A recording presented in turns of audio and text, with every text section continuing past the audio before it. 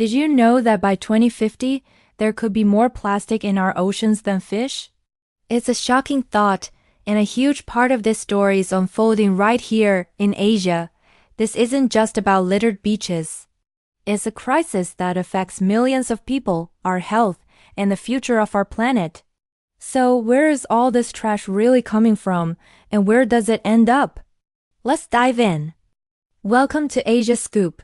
For decades, many developed countries in the West shipped their plastic waste overseas, believing it would be recycled. The primary destination? Asia. Countries like China, Malaysia, Thailand, and the Philippines became the world's dumping grounds. It was a classic case of out of sight, out of mind. But in 2018, everything changed. China, which had been processing nearly half of the world's plastic recyclables, suddenly enacted its national sword policy, banning the import of most plastic waste. Imagine a massive pipeline of trash suddenly being blocked.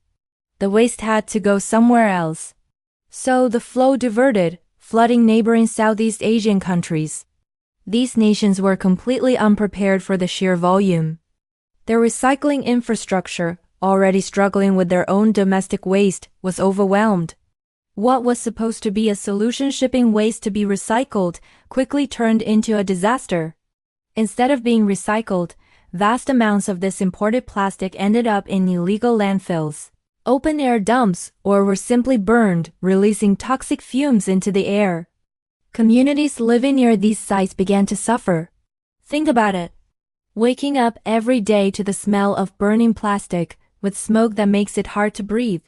Rivers that were once a source of life and livelihood became choked with plastic debris, killing fish and polluting the water people rely on.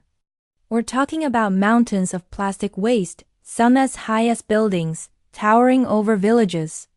You'll see plastic bags, bottles, and packaging from all over the world. Brands you'd recognize from a supermarket in Europe or America piled up in a field in rural Malaysia. It's a surreal and heartbreaking sight. The people living there didn't create this mess, yet they are the ones paying the highest price. They face serious health risks, from respiratory problems to skin diseases, all because of waste that isn't even theirs. So, why can't this plastic just be recycled? Well, the reality is, not all plastic is created equal.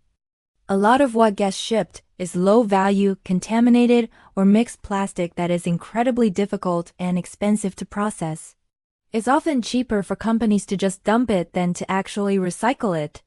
This creates a loophole for illegal operators who are happy to take the payment for recycling and then dispose of the waste improperly, with devastating environmental consequences. But the story isn't just about victimhood. People and governments across Asia are fighting back.